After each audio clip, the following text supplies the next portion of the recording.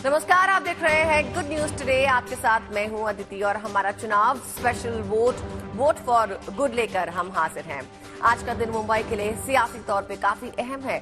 आज दो बड़ी रैलियां होंगी। एक रैली शिवाजी पार्क में होगी जहां प्रधानमंत्री के साथ राज ठाकरे मौजूद रहेंगे। दूसरी रैली बीकेसी में होगी जहां महाविकास अघाड़ी के दिग्गज मौजूद होंगे। इस रैली में मल्लिकार्जुन खड़गे, शरद पवार, उद्धव ठाकरे के साथ अरविंद केजरीवाल भी रहेंगे।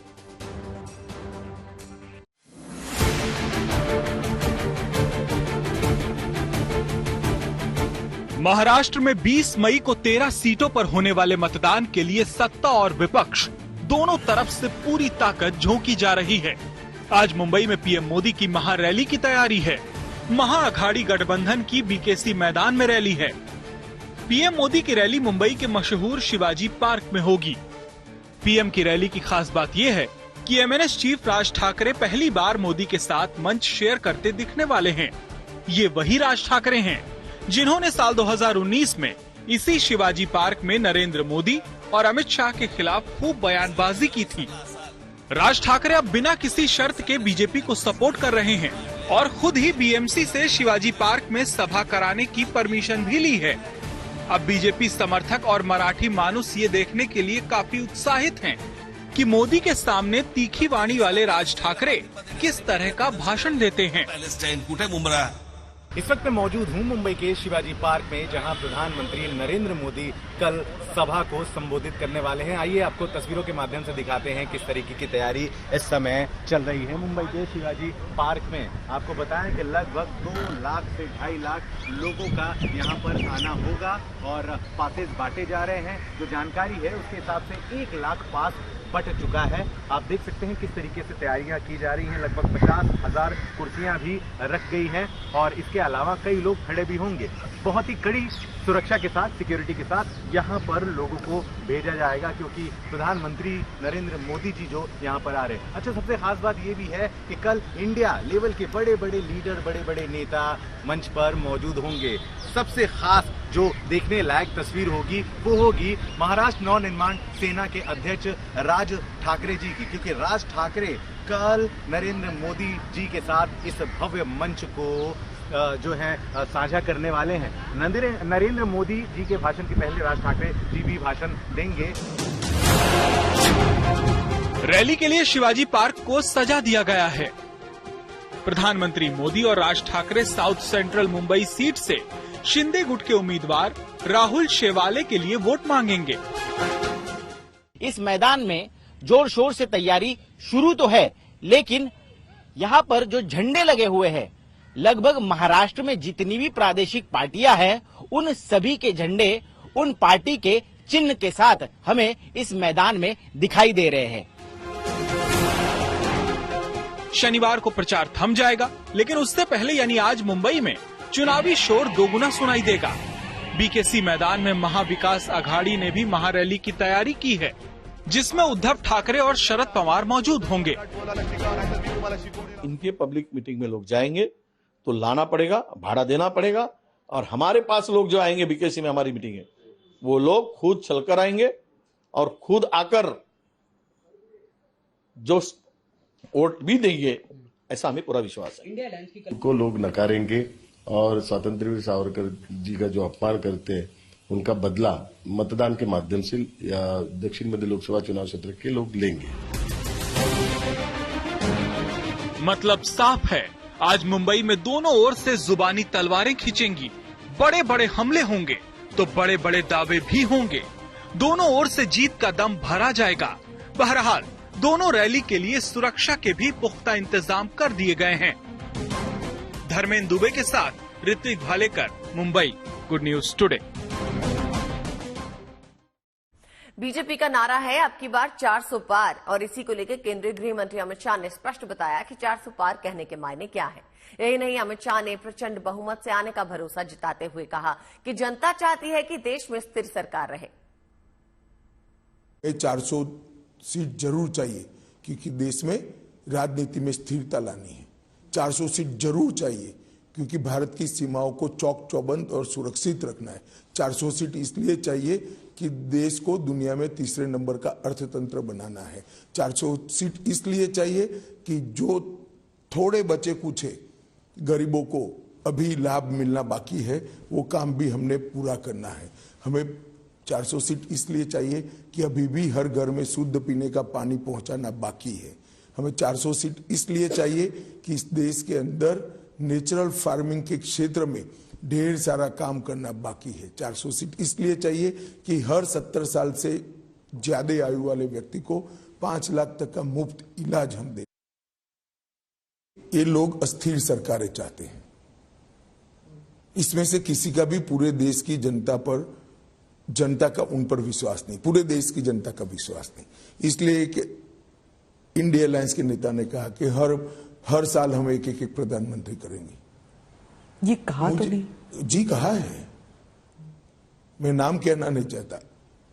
ये कहा है कि हर साल हम एक प्रधानमंत्री रिपीट करेंगे।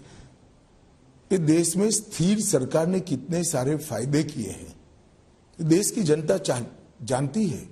30 साल तक अस्थिर सरकारों का दर्द देश ने भी झेला है, देश के युवाओं ने झेला है।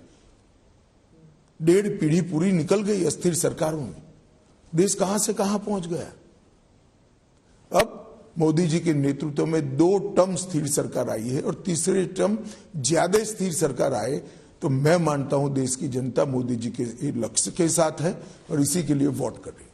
और अब बात माधवी लता की। हैदराबाद से बीजेपी की लोकसभा उम्मीदवार माधवी लता अपने क्षेत्र में मतदान संपन्न होने के बाद चुनाव प्रचार के लिए महाराष्ट्र पहुंच गई हैं।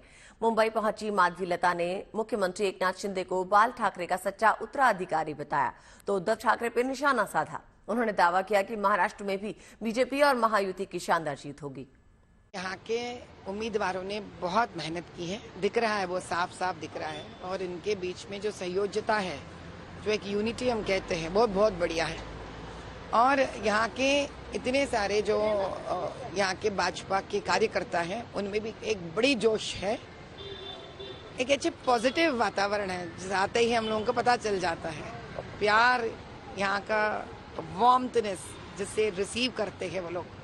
और हमने भिवंडी और काफ़ी जगह गए हैं, तो खास कर बहुत सारे तेलुगु के जो लोग थे, इतना उनका प्यार मुझे दिखा है, जिस प्रकार से जोश में थे वो, कि शायद अब की बार महाराष्ट्र भी एक धमाका दिखा देंगे।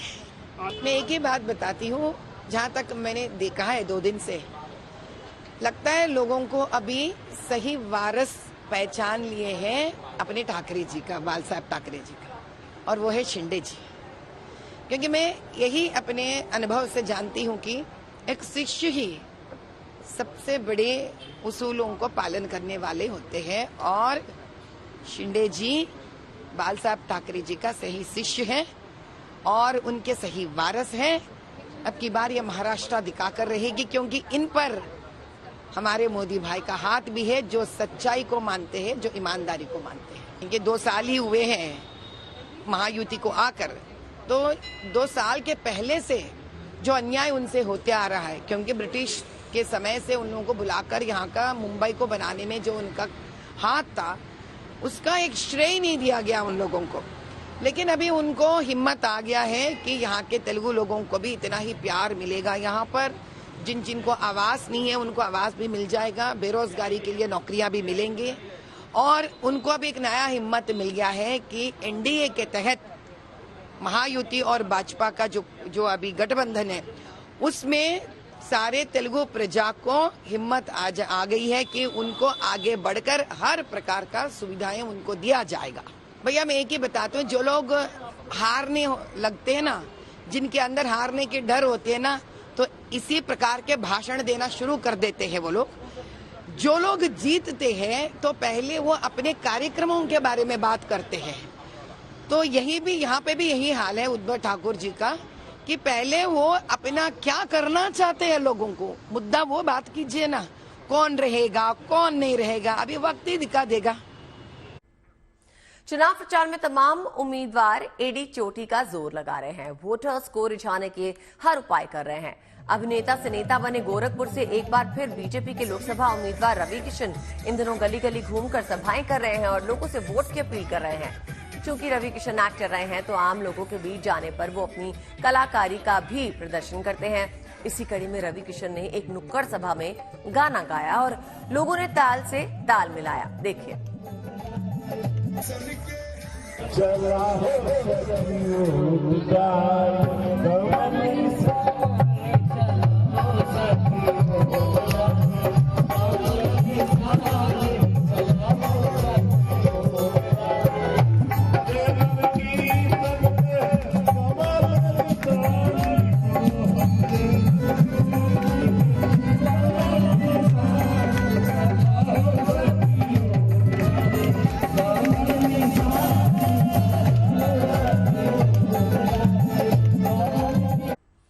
चुनावी बिसात पेश है और मात ने अब ज्यादा वक्त नहीं बचा, इसलिए सारे सियासी दल अपना खेल बनाने और विरोधियों का खेल बिगाड़ने के लिए खटाखट चालें चल रहे हैं। हालांकि खटाखट चालों के चक्कर में कई बार बाजी उलट जा रही है और जब बाजी पलटती है तो अकल गायब हो जाती है।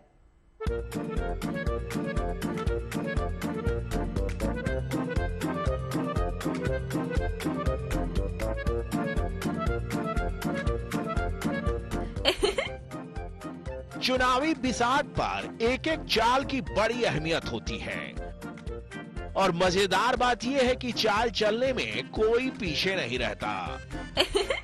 अब लखनऊ पहुंचे अरविंद केजरीवाल को जब मीडिया ने स्वाति मालीवाल पर घेरा तो माइक एक्स्ट्रा खिलाड़ी अखिलेश यादव की तरफ बढ़ा दिया।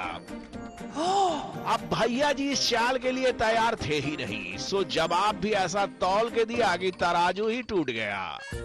अरविंद जी स्वाति मालीवाल के मामले में अभी तक आप कुछ बोले नहीं है, आपकी ओर से आपके साथ में स्वाति मालीवाल के मामले में अभी तक। अरे उससे ज्यादा जरूरी और चीजें भी हैं, कागज हम निकाल लिए। अखिलेश का जवाब सुनकर अरविंद केजरीवाल की खांसी दोबारा शुरू होने ही वाली थी कि संजय सिंह ने मोर्चा संभाला।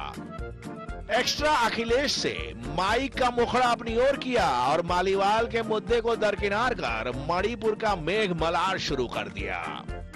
मणिपुर के अंदर एक कारगिल योद्धा की पत्नी को निवस्त करके घुमाया गया, सैकड़ों महिलाओं के साथ दरिंदगी हुई, भारत के प्रधानमंत्री खामोश रहते हैं। इसे कहते हैं खेल का खिलवाड़। सियासत की बिसात पर जब चाल उल्टी पड़ जाए तो सारे मोहरे को बिखेर दो। मोहरा बिखेरते ही खेल सुलझ जाता है और विरोधी उलझ जाते हैं। तो भैया कुछ ऐसा ही दांव खेला है प्रधानमंत्री नरेंद्र मोदी ने। यूपी के भदोही के उंज में एक चुनावी जनसभा को संबोधित करते हुए पीएम ने अखिलेश यादव की नई रिश्तेदारी की नींव डाल दी। अब पीएम की सियासी रिश्ता फरोशी से दीदी ओ दीदी भी आहत हैं और बहन जी यानी मायावती भी नाराज हैं। बुआ बबुआ का गठबंधन, वो जो पहले बुआ थी ना, वो तो सपा वालों को पहचान गई बराबर। वो पहले वाली बुआ ने तो सपा वालों को छोड़ दिया, अब ये बंगाल से बुआ लाए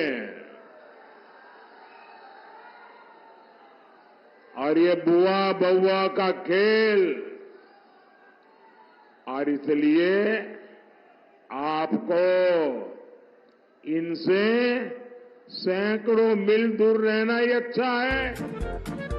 साहब की माने तो पुरानी बुआ बबुआ की चाल समझ गई हैं, लिहाजा जनता को नई बुआ और बबुआ की चाल से कोसों दूर रहने की सलाह दे रहे हैं।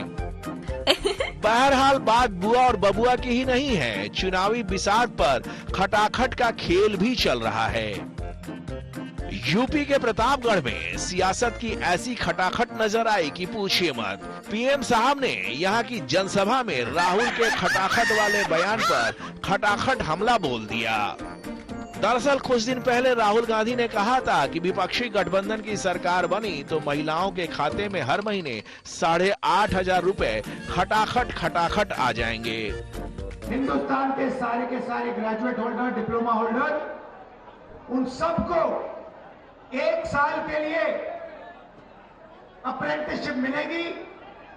1 लाख रुपए साल का, 8,500 रुपए महीने का, खटाखट खटाखट खटाखट उनके बैंक। पीएम मोदी ने राहुल के बयान की ओपन हार्ट सर्जरी कर डाली। ये इंडी गठबंधन टूट करके बिखर जाएगा, खटाखट खटाखट।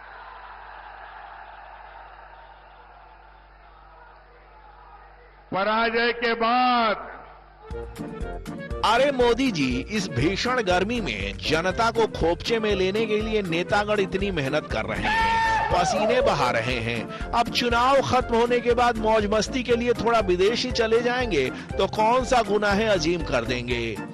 4 जून को नतीजों के बाद तो यही होगा ना कि जीतने वाले खटाखट शपथ लेंगे और हारने वाले हसीन वादियों का रुख करेंगे। खटाखट खटाखट। Bureau report, good news today. 2024 में लोकसभा चुनाव में अब मतदान के 3 चरण बाकी हैं, तो देश में तमाम जगहों पे तमाम दलों के नेता, उम्मीदवार और स्टार प्रचारक रोड शो के जरिए जनसंपर्क में जुटे हैं। देश के हर कोने से नेताओं के चुनावी अभियान की शानदार तस्वीरें आ रही हैं। हम आपको दिखा रहे हैं कुछ खास तस्वीरें। एक तस्वीर पश्चिम बंगाल के पूर्वी मिदनापुर से आई है, जहां राज्य की मुख्यमंत्री और तृणमूल कांग्रेस की अध्यक्ष ममता बनर्जी जनसंपर्क के लिए लोगों के साथ पद यात्रा करती दिखी। इस दौरान बड़ी संख्या में महिलाएं सर पे कलश लेकर उनके साथ चलती नजर आई। उधर अमृतसर में आम आदमी पार्टी के नेता अरविंद केजरीवाल और पंजाब के मुख्यमंत्री भगवंत मान ने रोड शो करके शक्ति प्रदर्शन किया। उत्तर प्रदेश के रायबरेली में राहुल गांधी के प्रचार की कमान संभाल रही प्रियंका गांधी रोड शो के जरिए लोगों से रूबरू होती दिखी, जबकि ठाणे में महायुति के नेता और महाराष्ट्र के CM Eknath Shinde road show करने निकले तो उन पर खूब फूल बरसाए गए। ओडिशा के सीएम और बीजेडी के बुजुर्ग नेता नवीन पटनायक भी गाड़ी में सवार होकर जनता के बीच वोट मांगने निकले। वोट के लिए नेता मंदिरों की परिक्रमा कर रहे हैं और भगवान का नाम भी ले रहे हैं। हिमाचल की मंडी लोकसभा क्षेत्र से कांग्रेस के प्रत्याशी विक्रमादित्य सिंह कुल्लू में भगवान रघुनाथ के मंदिर पहुंचे। उन्होंने मंदिर में अपनी जीत के लिए भगवान रघुनाथ का आशीर्वाद मांगा। वहीं रघुनाथ मंदिर में विक्रमादित्य सिंह ने कहा कि भगवान रघुनाथ जिला कुल्लू के आराध्य देवता है और वो अयोध्या से भी भगवान श्री राम का विशेष आशीर्वाद लेकर हिमाचल आए हैं। उन्होंने कहा कि भगवान श्री राम किसी एक दल के नहीं बल्कि सभी सनातनियों के हैं। भगवान श्री राम का एक विशेष आशीर्वाद हम अयोध्या से भी लेकर आए हैं और प्रभु राम का, हनुमान जी का आशीर्वाद से ही हम आगे बढ़ेंगे। सभी देवी देवताओं के आशीर्वाद के साथ हम आगे बढ़ेंगे और देव नीति, देव संस्कृति कुल्लू के अंदर बहुत सशक्त है, बहुत मजबूत है। तो देव कार्य को आगे लेकर जाना, देव नीति को आगे लेकर जाना, ये भी हमारा प्रथम दायित्व है। हमारी सरकार में ही, कांग्रेस की सरकार में यहाँ पे जो है वो आपका जो है देव सदन कुल्लू के अंदर बनाया गया था और आने वाले समय में भी हम इस तरीके के कार्य हिमाचल प्रदेश के अंदर देव संस्कृति से जुड़े हुए कार्य लगातार करते रहेंगे, ताकि हमारी संस्कृति, हमारा जो धौर्य है, हमारा जो प्रदेश का इतिहास है, उसको बनाए रखना हम सबकी दायित्व बनता है। नहीं, ये तो प्रभु राम तो सबके हैं और हम तो विशेष रूप से 22 जनवरी को जो है अयोध्या गए, वहाँ से हमने आशीर्वाद लेकर आए हैं। हमको निमंत्रण जो है वो मिला और हम वहाँ पे गए। तो इसमें कोई मैं समझता हूँ कि पार्टी की बात नहीं है। प्रभु राम सबके हैं और सबको अपना आशीर्वाद उन्होंने दिया है और मिलकर, जैसा मैंने कहा कि हम देव संस्कृति को बढ़ाने के लिए अपना पूरा योगदान देते रहेंगे। हमारे इस खास कार्यक्रम वोट फॉर गुड में फिलहाल के लिए बस इतना ही। मुझे आने आदिति को दीजिए इजाजत और आप देखते रहिए GNT गुड न्यूज टुडे।